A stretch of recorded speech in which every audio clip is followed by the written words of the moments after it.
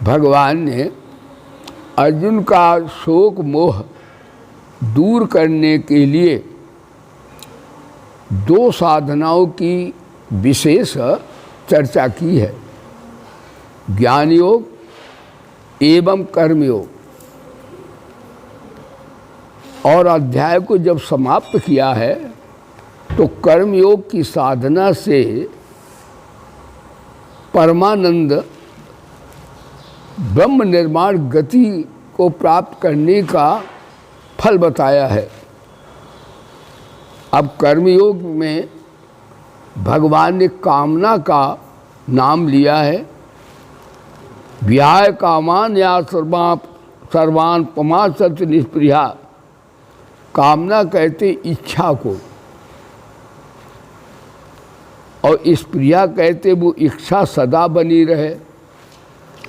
तो भगवान बोले कामना रहती कहाँ है? हृदय में रहती है, मन में रहती है। इस कामना का परित्याग करो। अब इसमें दो बातें आई, एक कामना है, एक आवश्यकता है। तो कामना की पूर्ति तो कभी किसी की दुनिया में हो ही नहीं सकती। भागवत में बताया एक ही व्यक्ति को सारा संसार का धन मिल जाए, सारी भूमि मिल जाए, सारे बाल बच्चे मिल जाएं, सारे स्त्री पुरुष मिल जाएं, तो भी वो रोता जाएगा, उसे शांति फिर भी नहीं मिलेगी। तो कामना की पूर्ति ऐसे जैसे अग्नि में घी डालो तो उतना अग्नि और प्रज्वलित होती है। एक कामना आई तो दूसरी बड़ी भयंकर पैदा हो जाती है। इसलिए कामना की पूर्ति तो प्यारे सत्संगी सज्जनों किसी की होती नहीं, आवश्यकता की पूर्ति हो जाएगी। आवश्यकता हम लोगों को परमात्मा की ही है। कई हम अल्पबुद्धि वाले जानते नहीं, लेकिन अनजान में भी ईश्वर की प्राप्ति की ही इच्छा है। पापियों को भी ये इच्छा है, महात्माओं को भी ये इच्छा है कि सभी चाहते हैं हम जीते रहें, सभी चाहते हैं हमें सुख मिले, सभी चाहते हैं हम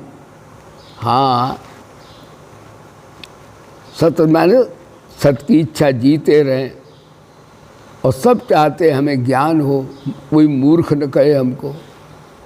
तो जीना भी सब चाहते हैं और मूर्ख होना भी नहीं सब चाहते हैं, ज्ञानवान होना चाहते हैं। और दुख भी नहीं कोई चाहता है, आनंद चाहते हैं। इसका अर्थ सच्चिदानंद हो गया। हम लोग सच्चिदानंद को ही चाहते हैं, यानी सच्चिदानंद की हमें आवश्यकता है, लेकिन चाहते हैं हम समाज संसार को। बस ये फर्क पड़ गया। तो जो शरीर को और संसार को सच्चा मानते हैं वो 84 का चक्कर काटेंगे, लेकिन निष्काम अगर सेवा करेंगे, चलो संसार सच्चा मान के, तो बंधन से मुक्त हो जाएंगे। संसार को सच्चा मान करके भी यदि कोई निष्काम सेवा करे सारे प्राणियों की, तो गीता कहती है उसके शुभाशुभ कर्म नष्ट हो जाएंगे, भुने बीज बन जाएंगे। तो इस प्रिया का कामना का अर्थ यहाँ है स्थूल इच्छा, और इस प्रिया का अर्थ है सूक्ष्म कामना। माने ऐसी परिस्थिति धन बना रहे और उसमें कमी ना आए, इस प्रिया हो गई।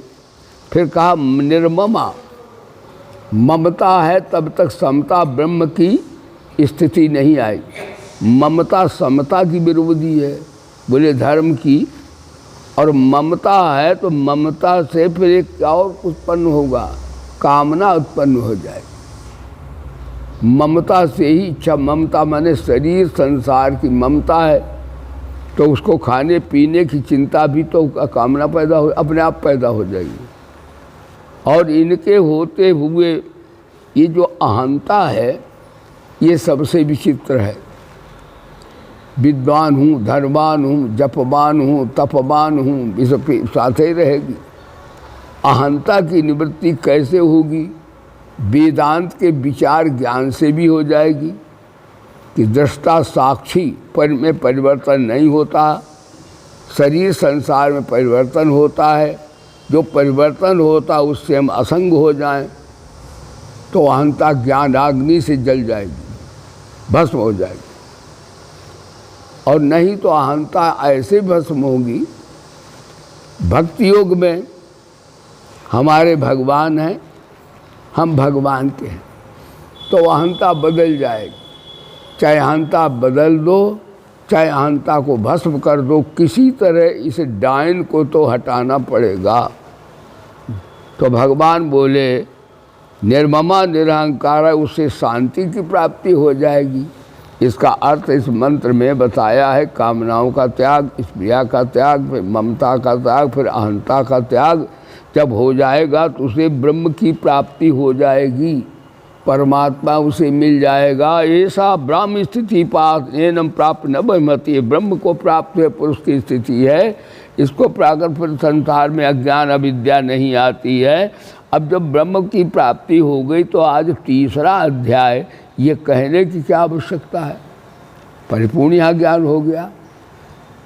इसके लिए भगवान अभी अर्जुन की समझ में बात नहीं आ पाई, बैठी नहीं हृदय में।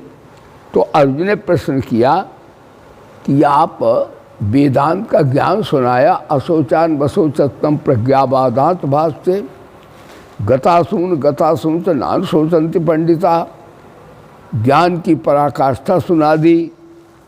तो अर्जुन बोला जब ज्ञान श्रेष्ठ है तो मेरे को आप कर्मों में क्यों लगा रहे, युद्ध रूपी कर्म क्यों प्रेरित कर रहे हो? हाँ, मेरी बुद्धि को एक तरह से आप मोहित जैसी कर रहे हो। मेरे को बताइए कि मैं क्या करूं, मेरे लिए सरल साधन कौन सा है?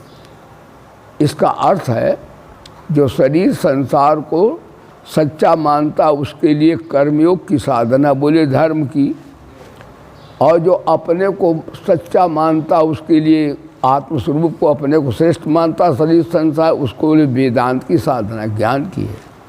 और अपने से भी श्रेष्ठ परमात्मा को मानता उसके लिए भगवान की शरणागति और भक्ति की साधना है, बोले सच्चिदानंद भगवान। लेकिन यहाँ पर भगवान बोले देखो अर्जुन, लोकेषु विद्या निष्ठा पुरा प्रोक्ता मयानघ ज्ञान योगेन सांख्यानाम कर्म योगेन योगिनाम।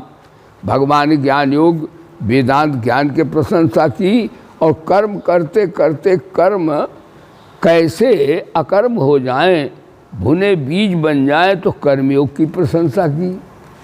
अब यहाँ पर भक्ति के आचार्यों ने अर्थ किया गीता का कि जिसके बस में है भगवान उसका तो नाम यहाँ लिया नहीं, ज्ञान योग और कर्मयोग का नाम लिया। बोली गीता माता की हरि ज्ञान चर्चा सुनाती है गीता, हरि ज्ञान चर्चा सुनाती है गीता, द्वै द्वैत बुद्धि भगाती है गीता, द्वै द्वैत बुद्धि भगाते है, और हरि से सभी को मिलाती है गीता, हरि से सभी को।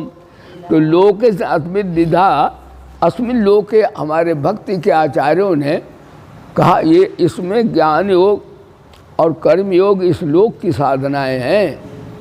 ये जो भगवत कृपा की साधना नहीं है, ये लोक में है। और भगवान की साधना है, ये भगवान की जो भगवत कृपा साधना है वो भक्ति हो गए। ये अस्मिन लोक के है, ये परमात्मा परलोक की बात नहीं, परलोक भगवान वाली साधना ये नहीं है। ये लोक की है, इनको भी करने से भगवत प्राप्ति हो जाती है, ये बात सही है, ज्ञान योग से भी और कर्मयोग से भी। अब कर्मयोग की बात बता रहे हैं। कर्मयोग वाले साधक को सावधान रहना चाहिए। कर्मयोग वाले साधक को किसी को बुरा नहीं कहना, किसी का बुरा नहीं चाहना, किसी का बुरा चिंतन नहीं करना। यदि कोई व्यक्ति किसी का बुरा चाहता है तो निष्काम सेवा वो नहीं कर सकता समाज की।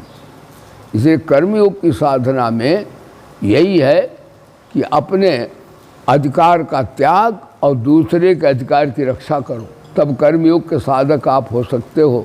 नहीं तो कर्मयोग के साधक कैसे हो सकोगे। और कर्मयोग की साधना में भगवान ने यही बात बताई है कि कर्मण्य कर्मया, उसे बुद्धिमान पुरुष कहा है भगवान ने।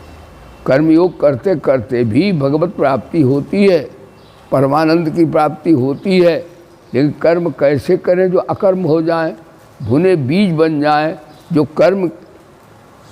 कर्म महाराज अहंता, ममता, आसक्ति, कामना से रहित कर्म होते हैं, वो कर्म दिव्य हैं। भगवान बोले देखो मैं दिव्य कर्म करता हूँ, मेरे में अहंता नहीं है, सारी दुनिया बनाता हूँ। भगवान में अहंता है, उनमें ममता है, उनमें कामना है।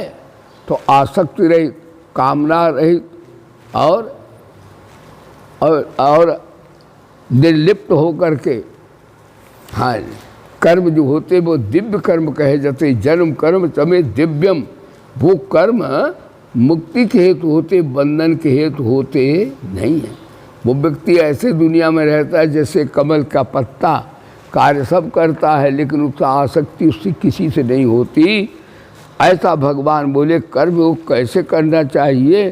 कर्मण्य कर्मया परसेद कर्म से कर्मया, सब बुद्धिमान मनुष्येषु सयुक्ता कृष्ण कर्म करत। अर्जुन चुप गृहस्थी है और कर्म करना सब चाहते हैं। तो गीता कहती कर्म करते करते जो कर्म बंधन के हेतु मुक्ति के हेतु कैसे हो जाएं। तो भगवान बोले कर्म करो निर्लिप्त भाव से, अनासक्त भाव से। कर्मों में अकर्म का अर्थ है कर्म करते करते निर्लिप्त हो, या निर्लिप्त होकर कर्म करो, या निर्लिप्त रहते रहते, वो एक ही बात है। तो क्या होगा। देखो वेदांत के ज्ञान में बताया है कि अविद्या के कारण हमारा आपका जन्म मृत्यु होता है ज्ञान योग में, और भक्ति योग में परमात्मा की विमुखता के कारण जन्म मृत्यु होता है। लेकिन कर्म योग में लेने देने के कारण होता है। किसी से कुछ लिया है, किसी को कुछ देना है, तो क्या करना चाहिए। देना प्रारंभ कर दो, लेना बंद कर दो, खाता ख़त्म हो जाएगा। जैसे बनिया खाता होता है, उसमें एक होता जमा खाता, एक खर्च खाता। तो जमा ज़्यादा हुआ तो खर्च कम हुआ तो नफा हुई, और खर्च ज़्यादा हुआ जमा कम है तो घाटा पड़ा। ये कर्मयोग ऐसे समझो। तो क्या करना चाहिए। जमा तो हो, लेकिन ऐसा हो कि महाराज पूर्व का जो ऋण लिया है, माता का, पिता का, गुरु सबका ऋण है। अरे पृथ्वी का भी ऋण, हम लोग चलते हैं सोते इस पर। हवा का सबका है, सूर्य का ऋण है, हम लोग सब ऋणी हैं। तो ऋण कैसे उतरेगा। निष्काम भाव से, निर्लिप्त भाव से माता पिता भाई बंधु सबकी सेवा कर दो, तो पुराना कर्जा खत्म हो जाएगा। और नया लो नहीं, किसी से सेवा लो नहीं। इच्छा मत करो कि मेरे सेवा करें, वो सेवा करे तो ठीक है, अनासक्त भाव से पड़े रहो। चाहो नहीं कि बेटा मेरी सेवा करे, हम बाबा लोग चेला मेरी सेवा करे। चाहने से बंधन होगा, फिर ऋण चढ़ेगा। और नहीं हो तो वो तो उसको करना चाहिए। ये बात नहीं है कि यदि वो सेवा न करेगा तो उसकी बुद्धि खराब होगी। उसे सेवा करना चाहिए, हमें चाहना नहीं चाहिए, हमें निर्लिप्तता चाहिए। No attachment anybody. तब जा कर के भुना बीज बन जाएगा। पुराना खर्चा, पुराना लिया वो तो ख़त्म हो गया ऋण निश्चित भाव सेवाएं से। और नया लिया नहीं तो कहाँ गया, कर्मयोग सिद्ध हो गया। कर्मजम बुद्धि युक्ता ही फलम त्यक्ता मनीषिणः जन्म बंध विनिर्मुक्ता मुक्ता निर्मुक्ता नहीं नहीं विनिर्मुक्ता अनामयम पदम गच्छन्ति। गीता कहती ज्ञान योग और भक्ति योग से जो सिद्धि प्राप्त होती है, अनासक्त निर्लिप्त और निष्काम भाव से कर्म करने से भी वही सिद्धि प्राप्त होती है। आज यहीं पर कर्मयोग का प्रसंग था। मेरे नाल जोर से जयकारा लगाइए।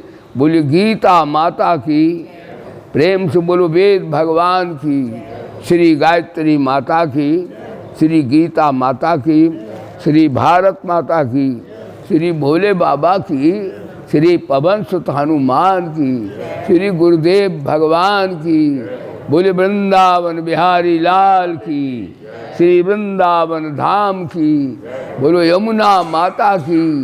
धर्म की अधर्म का प्राणियों में और विश्व का हर हर महादेव। जय जय श्री राधे श्याम। ये बता दीजिए हम लोग गीता विज्ञान कुटीर में हैं। हाँ, तो जब इस समय हम गीता विज्ञान कुटीर रतन छत्री मोहल्ला वृंदावन में है। वृंदावन में इस समय ध्यान देकर सुने, रतन छत्री मोहल्ला और गीता विज्ञान कुटीर श्री वृंदावन धाम, बोलो यहीं पर निवास है। हरि ओम हरि ओम। हाँ, जय जय जय जय जय जय जय भगवद गीते मई।